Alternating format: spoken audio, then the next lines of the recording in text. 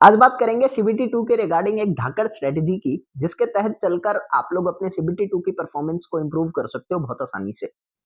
बहुत ज्यादा नहीं पढ़ना पड़ेगा। अभी से साथ के साथ सीबीटी 1 की तैयारी तो कर ही रहे हो, सीबीटी 2 की भी रोजाना 1.5 घंटा भी दोगे तो भी मस्त तरीके से तैयारी हो जाएगी, इसलिए ध्यान से सुनना।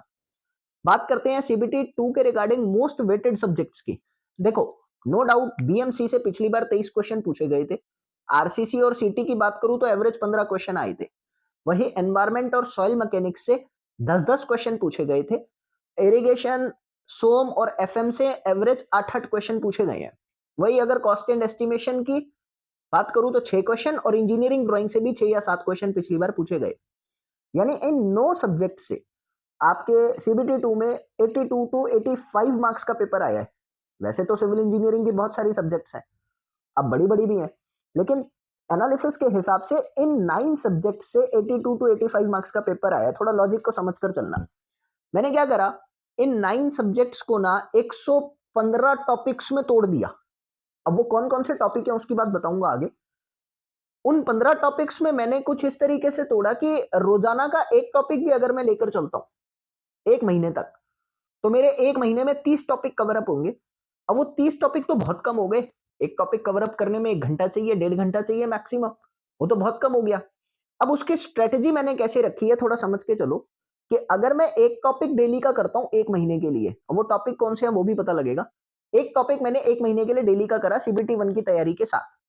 अभी सीबीटी 1 पे फोकस है, बट एक टॉपिक तो डेली का ले सकता हूं सीबीटी 2 के लिए, क्योंकि बाद में टाइम नहीं मिलेगा। लेकिन एक टॉपिक पढ़ने में मुझे 1-1.5 घंटा लगा अगर मैंने नोट से रिवाइज करा। उसके बाद उस टॉपिक से रिलेटेड मैंने 50-60 क्वेश्चन कर लिए डेली के।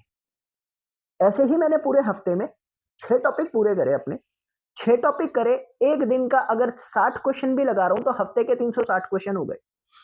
संडे के दिन एक्स्ट्रा टॉपिक कर सकते हो, नहीं करना कोई बात नहीं। इन 6 टॉपिक के जो मैंने पढ़े हैं पिछले, उनसे रिलेटेड जितने क्वेश्चन प्रैक्टिस करे हैं, उन्हीं टॉपिक के क्वेश्चन मैंने सिर्फ संडे को प्रैक्टिस कर लिए। एवरेज अगर मैं एक टॉपिक के 40 क्वेश्चन भी करता हूं तो 6 टॉपिक के 240 यानी 250 क्वेश्चन मैंने संडे को उन टॉपिक के रिवाइज करे हैं जो टॉपिक मैंने ऑलरेडी पढ़े थे। तो इफेक्टिव रिवीजन हो गई मेरी। अगली हफ्ते भी सेम टॉपिक पे चला, सेम पैटर्न पे चला। उससे अगले हफ्ते भी पूरा महीना एक एक टॉपिक करके आपने ढंग से प्रैक्टिस करी। और अगर आप डेली के 60 क्वेश्चन कर रहे हो, हफ्ते के आपके नियरली 360 क्वेश्चन हो रहे हैं, 350 क्वेश्चन हो रहे हैं। पूरे महीने के 350 इंटू 4 यानी लगभग 1400 क्वेश्चन आप महीने भर में प्रैक्टिस कर रहे हो। ये वो हैं जो डेली है। संडे के 250 क्वेश्चन के हिसाब से भी अगर आप एवरेज निकाल रहे हो तो 1000 क्वेश्चन और जोड़ दो, यानी महीने के नियरली आप लोग 2500 क्वेश्चन सॉल्व कर रहे हो बिना किसी एफर्ट्स के। आप समझो, एक टॉपिक पढ़ने में आपको मेहनत नहीं लगेगी। एक टॉपिक पढ़ पढ़ के आपने महीने के 24 टॉपिक पढ़े हैं, संडे को भी एक्स्ट्रा टॉपिक मान लो, महीने के 30 टॉपिक पढ़ लिए और महीने के 30 टॉपिक में आपने 2500 क्वेश्चन सॉल्व कर दिए। अब आ जाओ दूसरे महीने पे, सीबीटी 1 तो पार हो गया। सीबीटी 2 की प्रिपरेशन जब करनी होगी तो उस टाइम पे सिर्फ एक ही टॉपिक थोड़ी पढ़ोगे, अब तो 2 टॉपिक पे आ जाओगे ना आप। तो अब आप क्या करोगे, सीबीटी 1 के बाद आपने डेली के 2 टॉपिक लिए सेम स्ट्रेटजी के साथ। अब आपने एफिशिएंसी बढ़ा ली। भाई पढ़ाई की आदत तो पहले से पड़ी हुई थी। पहले टाइम सीबीटी 1 पे जा रहा था, अब टाइम सिर्फ सीबीटी 2 पे जा रहा है, इसलिए सिर्फ 2 टॉपिक डेली के पढ़ो। अब ये एक टॉपिक और 2 टॉपिक क्यों कह रहा हूं, 2 कारण है।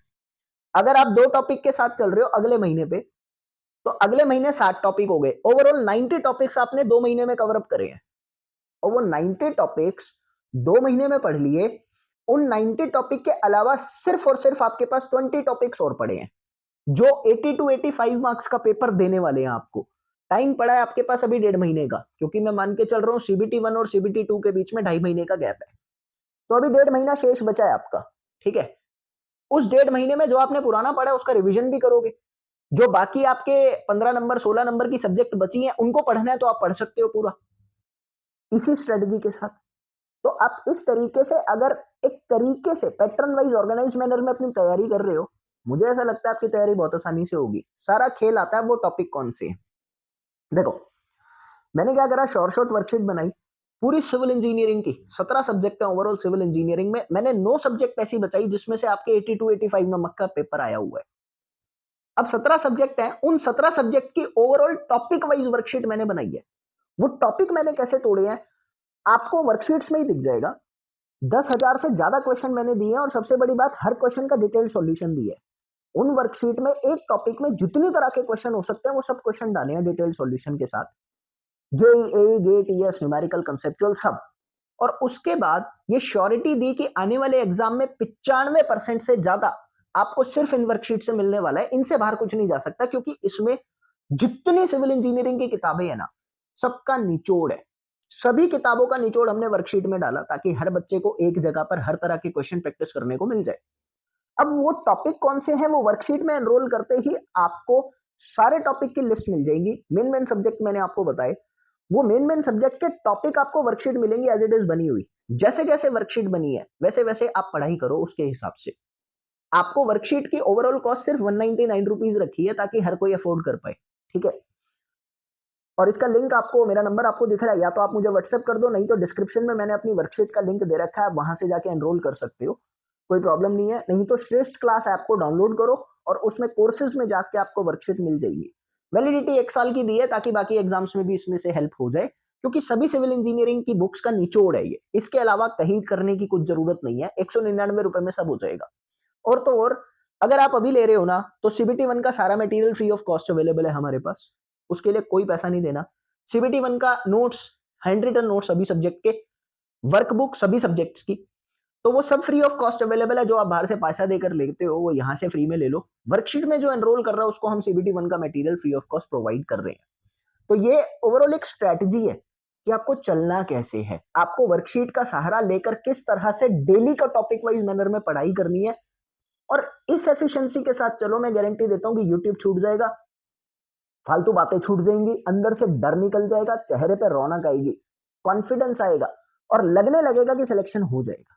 क्योंकि जब लगने लगता है ना तो हो भी जाता है, सच्चाई है।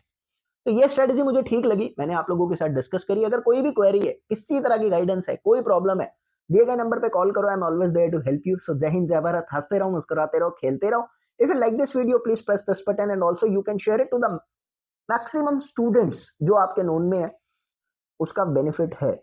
अगर आपके रेफर से कोई भी स्टूडेंट वर्कशीट में एनरोल करता है तो आपको मेरे हैंड रिटन नोट्स मिलेंगे फ्री ऑफ कॉस्ट।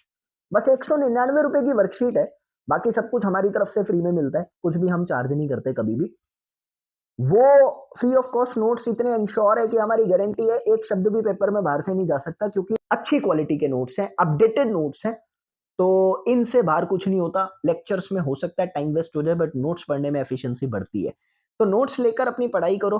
नोट्स कैसे मिलेंगे मैंने आपको बताया, और कोई भी जानकारी हो दिए गए नंबर पे कॉल करो। बाय।